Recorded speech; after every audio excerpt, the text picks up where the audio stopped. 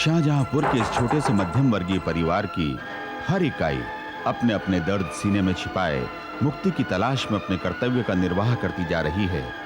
जहां एक और वर्षा की महत्वाकांक्षा पूरे परिवार पर कहर ढाती है, वहीं गाय की तरह भोली और आदर्श बेटी गायत्री अपने कंवारेपन की बढ़ती उम्र का दोष अपने ऊपर मढ़ते हुए फांसी के फंदे से झूल जाने को विवश हो जाती है। समाज के बनाए नियम कानून उसकी स्थिति पर जरा भी तरस नहीं खाते, मगर वर्षा को मुक्ति का यह आसान तरीका रास नहीं आता। वो खुद जीने के साथ साथ औरों को भी जीने के अधिकार के लिए लड़ते देखना चाहती है। मने चली हो? क्यों हो खड़ी अब? आओ।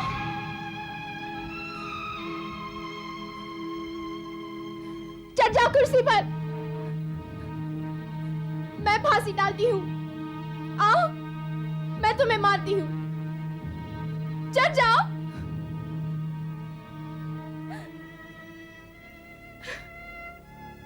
अपनी पूरी शक्ति के साथ परिवार को दिशा देने के लिए परेशान वर्षा ये अच्छी तरह समझती है कि इसमें बेचारी गायत्री का क्या दोष। ये कोई नई बात नहीं है। दहेज का दानव सदियों से ऐसा तांडव करता आया है और मासूम युवतियां अपनी भावनाओं को कुचलकर उसका शिकार बनती आई हैं। चौवन सुल्तानगंज की ये पहली घटना बेटियों के भविष्य पर प्रश्न चिन्ह लगाकर चली जाती है।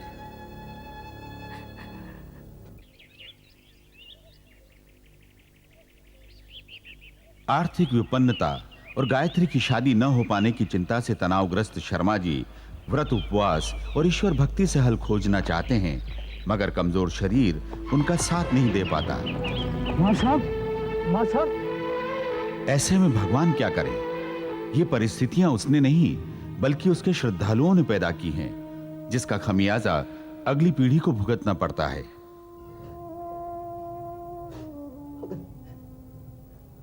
अगर कुछ अनहोनी हो जाती तो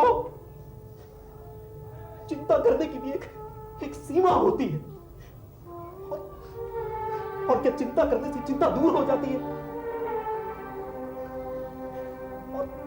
और तुम इतना निराश क्यों हो गए? क्यों? मैं तो हूं। कल किशोर सहारा देगा। हम सारा बोझ उठाएंगे। बस तुम सही सलामत रहो। मगर जीवन इसी का नाम है। दुख के बादलों में से सुख की एक किरण जरूर फूटती है। अम्मा, दादा, गायत्री के ब्याह की तैयारी करो। सिर्फ 12 दिन के बाद शुभ मुहूर्त निकला है। क्या बोल रहे हो बड़के? हाँ अम्मा, चिरंजीव दीनदयाल अकेले सपूत है। शिकोहाबाद में कपड़े की अपनी दुकान पर बैठते हैं, जिसका नाम है शोभा वस्त्र भंडार। भगवान के घर देर है, अंधेर नहीं। बिना दहेज के गायत्री का ब्याह तय हो जाने से भाव विभोर शर्मा जी सारा श्रेय देते हैं महादेव को, उनका बेटा नहीं, पत्थर के महादेव को, जिसमें उनकी अटूट आस्था है। नरोत्तम का तो स्वभाव ही यही है कि बिना कुछ कहे याचकों की मांग पूरी करे। फिर मैंने तो याचना की थी। वर्षा आतंकित है। क्या हर लड़की का बेड़ा माँ बाप के घर पर सिर्फ शादी की लहर का इंतजार करता है? शर्मा जी कर्ज लेकर गायत्री की शादी की तैयारियां करते हैं।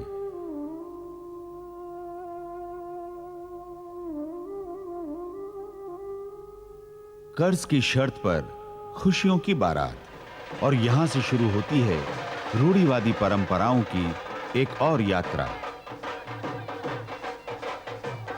बेटियां शीतल हवाएं होती हैं जो अपने पिता के घर बहुत दिनों तक नहीं रहती। शिकोहाबाद के कपड़ों के व्यापारी दीनदयाल अंततः घोड़ी पर चढ़ सुल्तानगंज के द्वार की शोभा बढ़ाते हैं।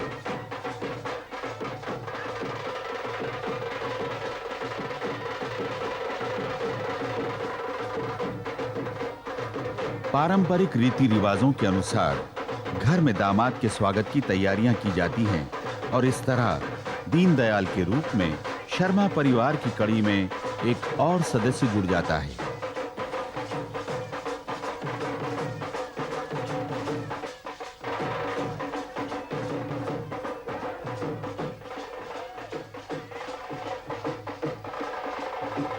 मांगलिक वातावरण।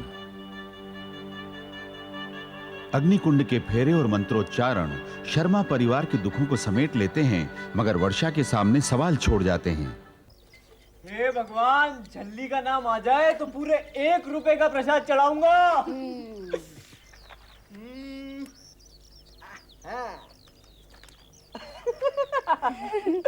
भैया फंस गए। भाई मुझे गाना वाना नहीं आता। भैया वो मास्टरपीस याद है ना, हुआ सवेरा कौआ बोला। 1 लाख बार सुना चुका हूँ। तुम लोगों का मनोरंजन होता है, मुझे गुस्सा आता है। भैया अब रोंटी मत करो, फौरन सुना दो। सुना दो, सुना दो, सुना दो। तुम तीनों बड़े ढीठ हो, मानोगे नहीं। क्यों बेकार में जिद कर रहे हो? ये वो कहाँ की कविता है? सुना दीजिए ना, सुना दीजिए ना, सुना दीजिए ना। अब इसमें मुस्कुराने की क्या बात है? अच्छा, अब सबके सब दुखी हो जाओ।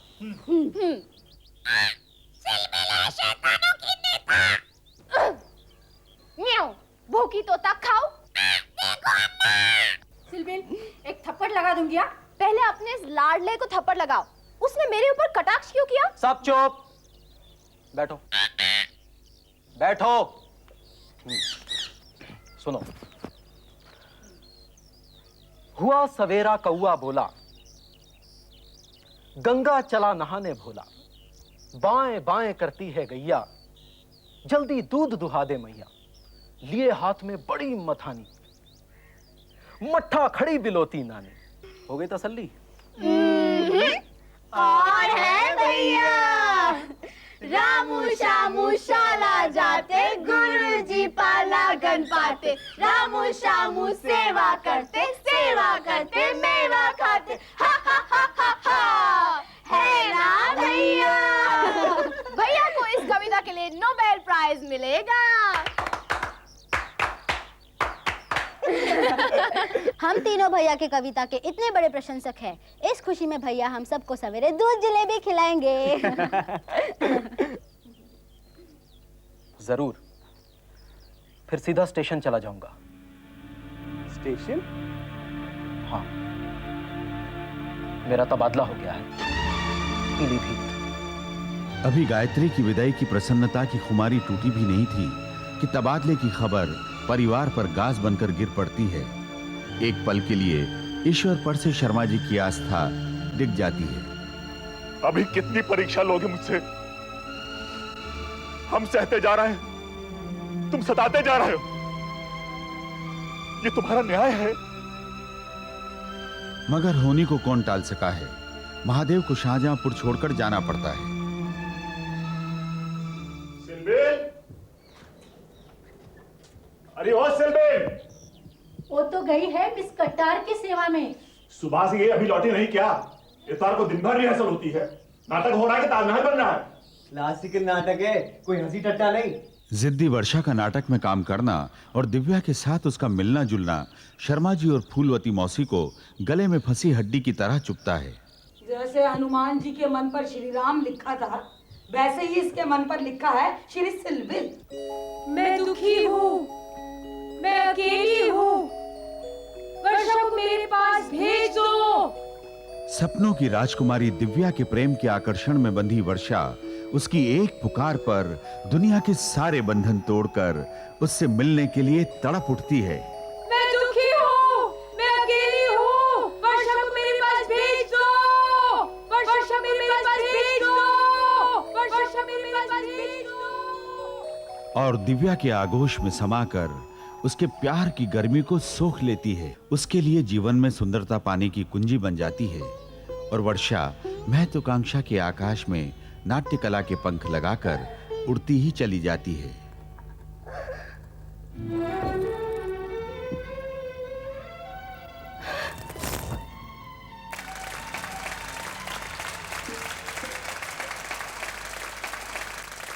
तालियों की गड़गड़ाहट, प्रशंसा और अभिनय की सफलता वर्षा वशिष्ठ के व्यक्तित्व को शाहजहांपुर की मानसिकता से ऊपर उठा देती है। जीवन में पहली बार उसे अपने जीने का अर्थ समझ में आता है। उसके आदर्श, मार्गदर्शक और प्रेमी दिव्या कत्याल ये सिद्ध करने में सफल रहती है कि रंगमंच ही उसकी महत्वाकांक्षा का राजमार्ग है, जिस पर चलकर वर्षा अपनी अभिव्यक्ति को साकार रूप देगी।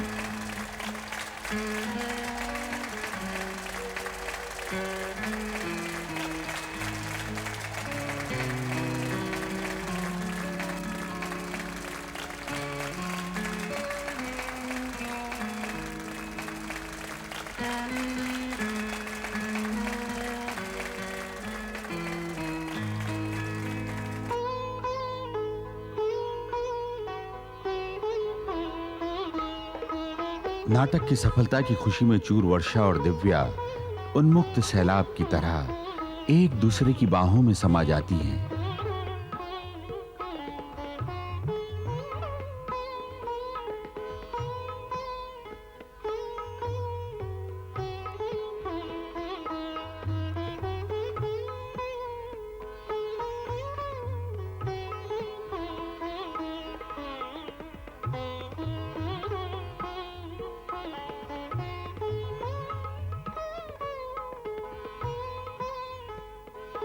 आज का कार्यक्रम ये है कि सबसे पहले जाके मंदिर में हम भगवान के दर्शन करेंगे। जय हो प्रभु।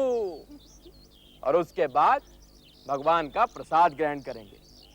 और तुम लोग तो जानते ही हो कि प्रसाद सदैव मीठा पाया जाता है, अतः मुंह का स्वाद बदलने के लिए चाट खाना अनिवार्य होगा। और चाट के लिए विद्वान जी कहते हैं कि चाट खाने में बहुत ही परिश्रम करना पड़ता है, बहुत ही परिश्रम करना पड़ता है। इसलिए चाट खाने के बाद सुस्ताना अनिवार्य होगा। किंतु सुस्ताया कहां जाए, इसके लिए भी विद्वानों का एक ही मत है। और भगवान बचाए बड़े बोल से मैं उनसे सहमत भी हूं कि सुस्ताना सिनेमाघर में ही चाहिए। किंतु एक गंभीर प्रश्न ये है कि सिनेमा कौन सा हो, हंसने का हो कि रोने का हो कि गाने का हो। बस तुम बताओ कौन सा। सिनेमा की एक्सपर्ट वर्षा को मौका मिले और भला वो चूक जाए, दीनदयाल के ससुराल आने से उसकी तो खूब मौज हो जाती है। अम्मा सुनिए तो, अम्मा अब नहीं ले लीजिए।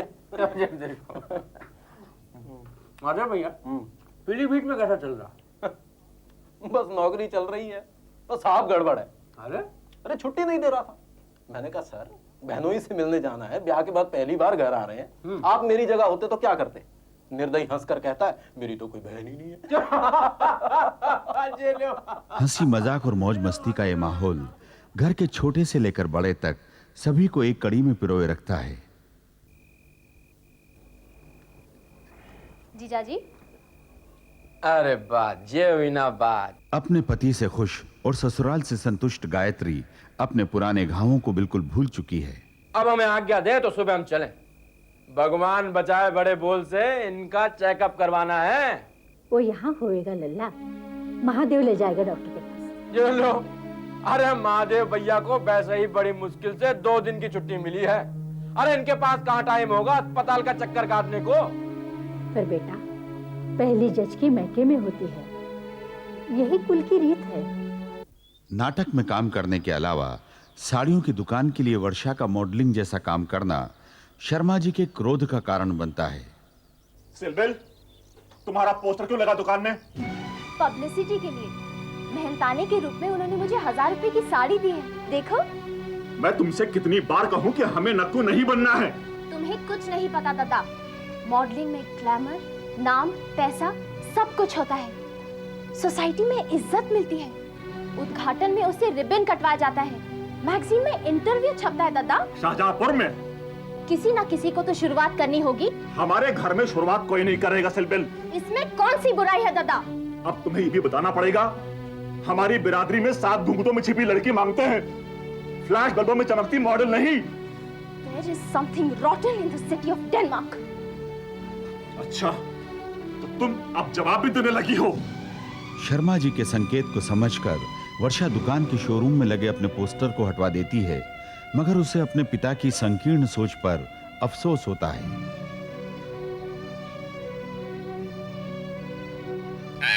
जी नैतिक संहिता बनाती है, कुतर्क करती है।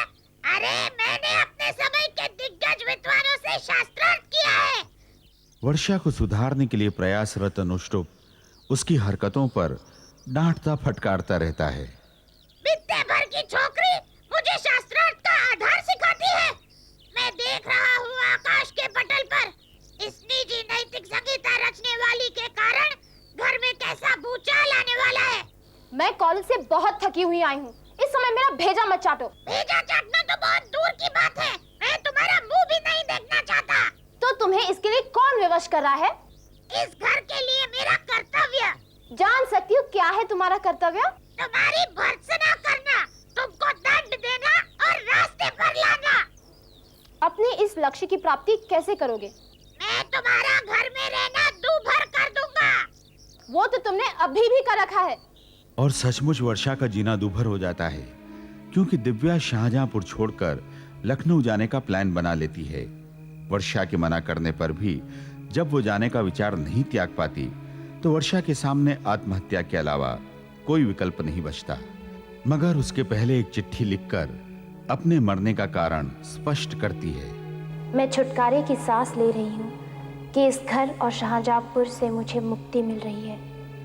ये साड़ी दिव्या को दे रही हूँ। ये थोड़े से पैसे झल्ली के गुल्लक के लिए हैं। जो जहाँ है सुखी रहे। मैं तो चली, अपनी मृत्यु के लिए सिर्फ मैं जिम्मेदार हूँ।